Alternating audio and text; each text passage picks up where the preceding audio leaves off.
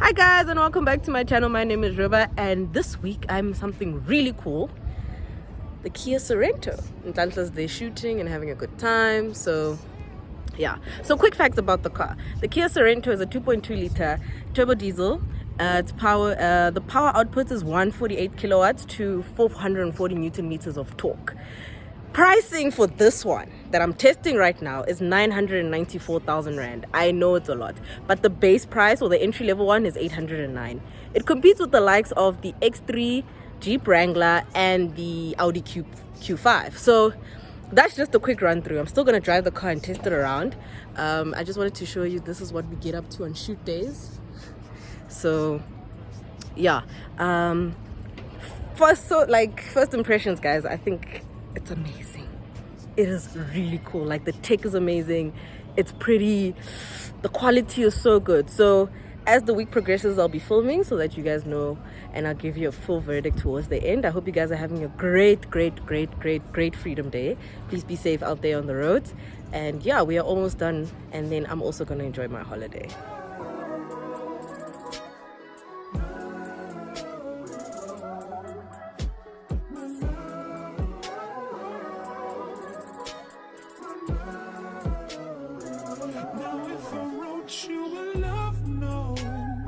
Guys, and welcome back to my channel. And yeah, I'm in the Kia Sorento this week, top of the spec, top of the range.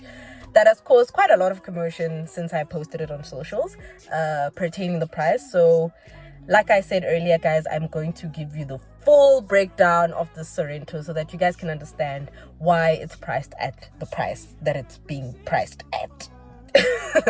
So first of all, let me start with the exterior, and then I'll jump in, and then I'll give you the full verdict. So let's just jump. So here's the Sorento, guys, in its entirety.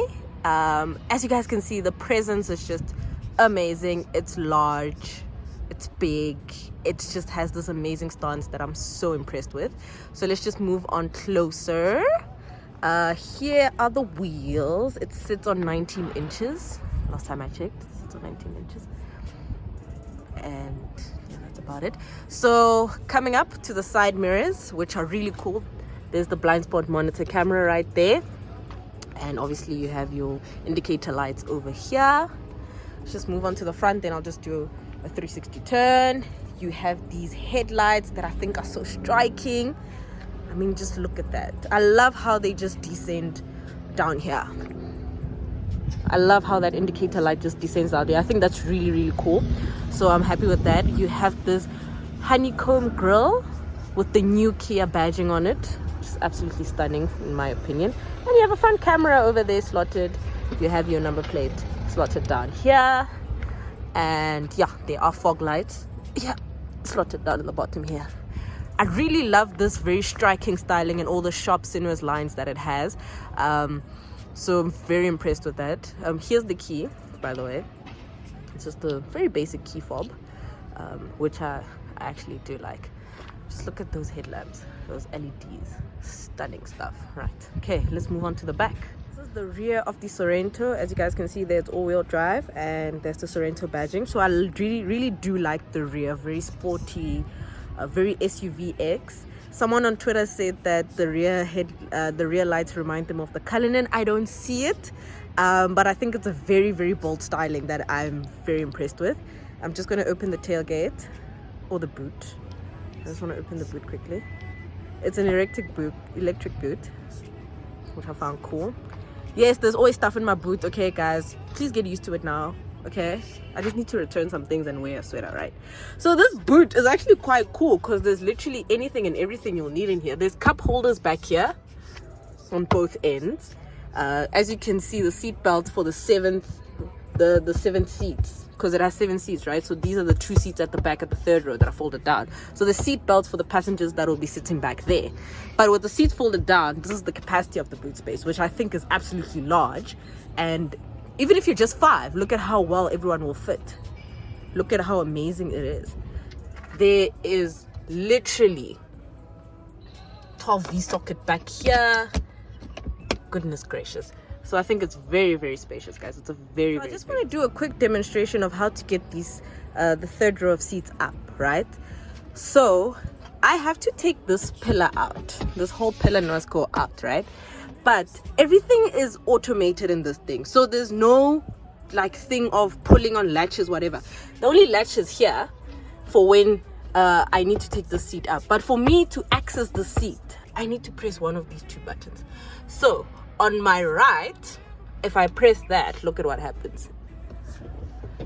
It shakes, it takes it down, and then when this bar is removed, you can just pull this one up, right? Same happens on this other side. If I press the left, it throws it down, and I just pull it up, right? So, but just look at the boot space when all the seats are folded down. So this car is perfect for putting in a TV, if you need to move some stuff, luggage, you're just traveling as two. That boot space is massive. Maybe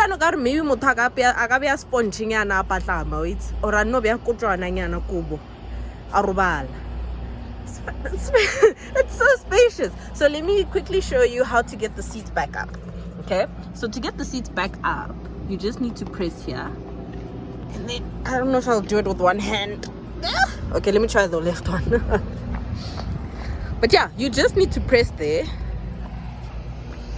and just press there and take it out. Yeah, there's cup holders for the occupants on the third row, right? You also have cup holders here at the back, the second row. You have cup holders on this side. There's also cup holders all the way that side. And for interest's sake, guys, this little pattern or engraving here illuminates at night and it goes green. So I'll show you, if I have time to just put it in the video towards the end of the video, I'll show you that at night this thing goes green. It also happens up in front there. Also, what's interesting is that if you have kids, there's a visor for the little ones that you can pull up and just for the sun. Oh, this is so adorable. I think this is really cool. So yeah, that's the rear for you. Also, what's cool is that it has sockets everywhere, guys. Look at that. Inside the seats, you can plug your plugs and charge and do whatever. Even down there at the bottom, you can. Oh my god. Alrighty, let's head on into the interior. I just turned the car on so I can tinker around with everything so you can see. So on the interior, you have that engraving here. Also on the side, you have memory seats. So if I put my configuration and I press one of my seat, so this is electric seat, so everything is down here. If I put my seating position, I press one, that's my seating position. The next person to drive this car can put theirs at 2, and then they have theirs, and then here's River's one, you know. So here you have your child lock, your safety child lock there, all those things. Onto the digital dash, the digital display, which is one of my favorite parts of this car. So everything is operated down here, especially with regards to the dash, especially with the instrument cluster here. So you have driving modes, you have comfort, eco, sport, and smart. And then if you want to change terrains, you have snow, mud, and sand, which I find really, really cool. Here are all your parking assists, right? You have a heated steering wheel.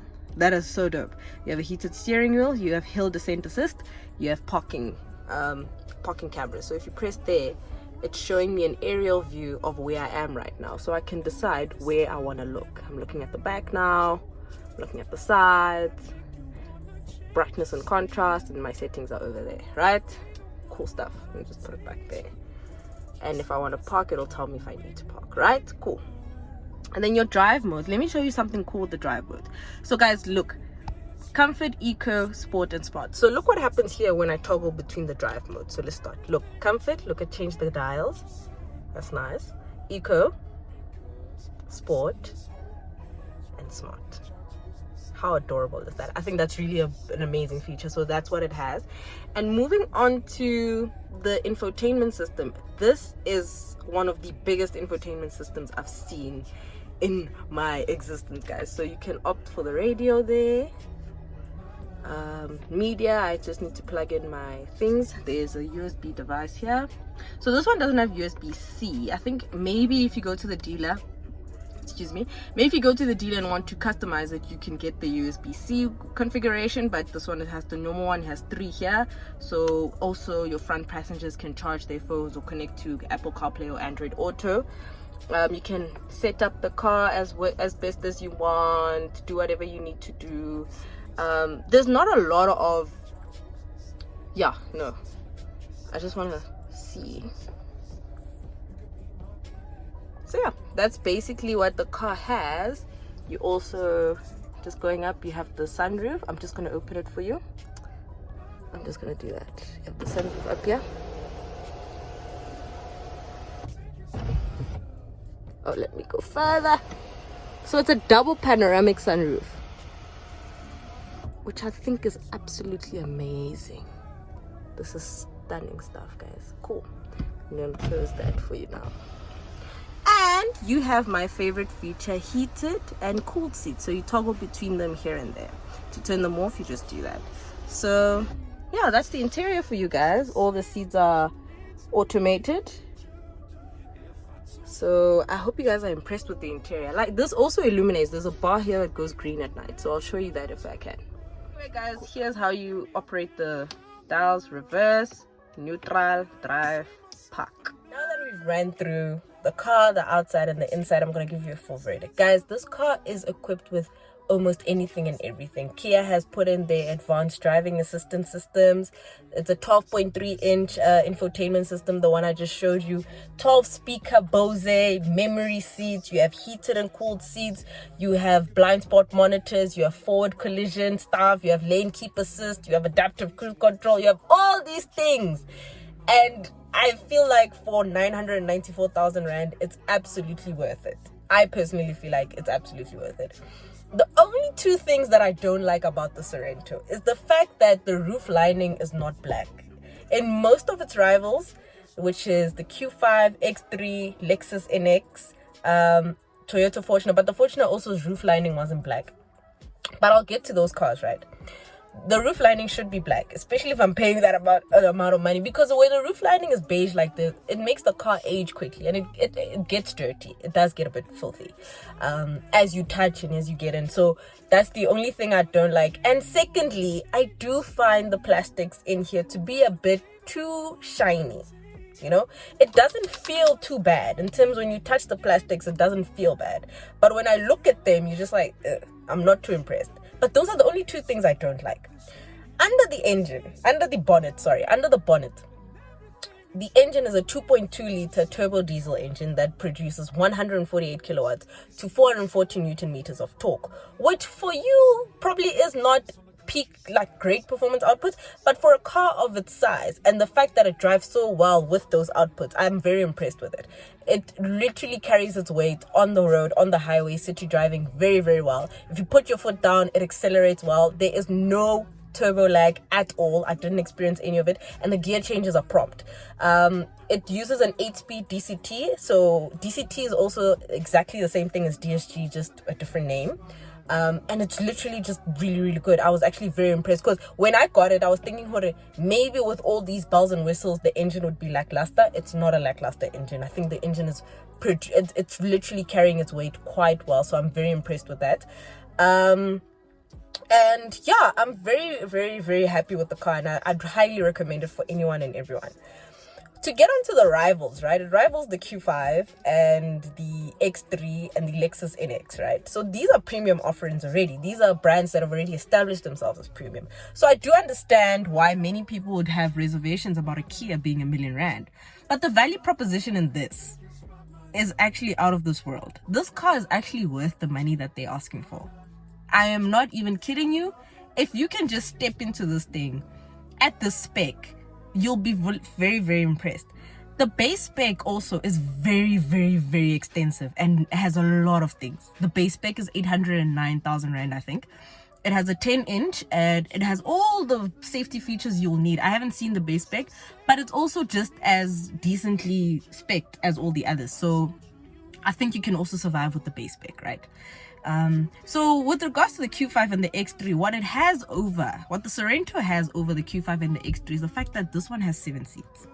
The two I've mentioned don't have, right? The Fortuner does have 7 seats, but I don't want to mention the Fortuner because it is a bakkie based, and the Fortuner I feel like isn't is not premium. I mean, it's quite expensive. It's like 800k, but I don't really see it as a premium product like this one, you know. The Fortuner is very, very workhorse vibes and very to the T. It's a very to the T, but it gives a sufficient amount of premiumness and road presence and ride height and ability, especially off-road. So for the sake of this review, let's stick to the Q5 and the X3. So the neck, the one that the advantage that the Sorento has over the Q5 and the X3 is the fact that this one has 7 seats. Those two that I've mentioned don't have a 7-seat configuration, as far as I'm concerned. And the second thing is that for 994,000 Rand, you get a full spec. To get a Sorento equivalent spec, a full spec in the Q5 and the X3, you will be paying about 1.1 to 1.2 million, 200k extra. Maybe to you, you'll think, ah, Marariba, 200k extra, I'll just buy it and get a Q5. Guys, even if you're looking in the million Rand segment, an extra 200k is not something you can just sneeze out. Like, that's not gonna happen. It's not gonna happen. Like maybe some people can, but maybe some can't. Also, what I think the Sorento has over the Q5 and the X3 is that you have your individuality, you have uniformity, and you have something different. It's a car that not everyone would go for. So when you're driving it, obviously people will be like, what is this? And personally, those are the cars that I would love. I would definitely take this car over the ones I've mentioned. I've only tested the X3. I haven't tested the Q5, so I don't know what the Q5 is like. But comparing this to the X3, they are very similar. Obviously, the X3 will drive a bit better. I mean, it's a BMW, and I enjoy BMW's driving experience way more.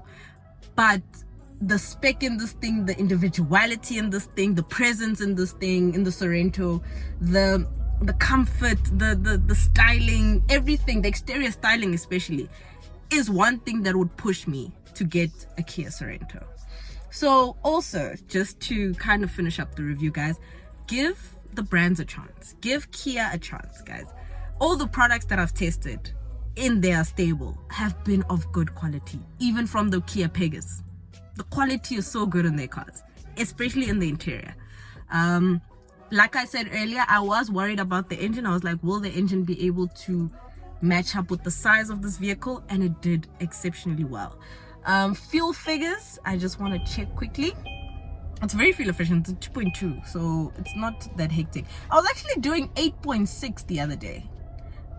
I'm surprised that I'm doing 7.2 now, and I'm on a half tank. When I got this car, my range was 839. I'm on a half tank now. It's on 416. That means I'm driving very slow, which is fine. We're not trying to speed. I'm gonna show you the dials now for the gears before I wrap it up. But anyway, guys, yeah, I think I'm very impressed with the Kia Sorento. Would I recommend it fully?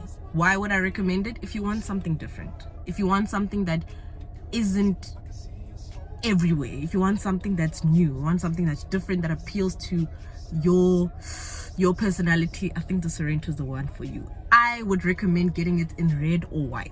Those two colors are absolutely amazing, so I enjoyed this one. So yeah, kudos to Kia for taking a bold step and bringing in the Sorento at the price point that they're asking for, and people are buying it. I've seen so many in Joburg and in Pretoria. There's one above this called the Carnival, which is just as beautiful. I haven't been in it, BOSE Carnival, and I've read very good reviews about it. So guys, go check it out. Go to your nearest Kia dealer, go test drive the Sorento, touch it, feel it, get into it, guys, before you try the other brands. But this review, by the way, disclaimer, this is not to bash the other brands. It's not to bash Q5, it's not to bash X3. Those cars are good in their own right, but this is also something worth considering. I really do mean it, and I've had a good time in it. So yeah, thank you guys so much for watching. I've been sick, okay? I've been sick, I've been unwell, I've been dying. I thought I was on my deathbed. I managed to get the strength today to come to shoot this review. I haven't been on YouTube in a long while, so I hope you guys enjoyed this review and everything.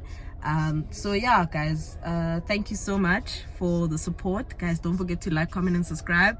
Please do tell your friend to tell a friend to tell a friend about my channel. I will be back consistently, but if I'm not, if I'm not able to film, I do have a blog that I do written reviews on. So it's just for me to also diversify. So if maybe you're at work or at school or chilling at a waiting room, whatever, and you just want to read a review, there's the blog there, so you can just read through what I'm saying. So with the Sorento, I just decided to film because there was so much commotion about it, and I hope you guys enjoyed this review. If you have any further questions, please do not hesitate to comment. And yeah, it's the 2nd of May today. Tomorrow is my graduation day. I am nervous. I think that's why I'm stuttering a bit. I'm so nervous. But yeah, so yeah, I just have a few last minute things to do. And yeah, okay. Let me stop talking gibberish.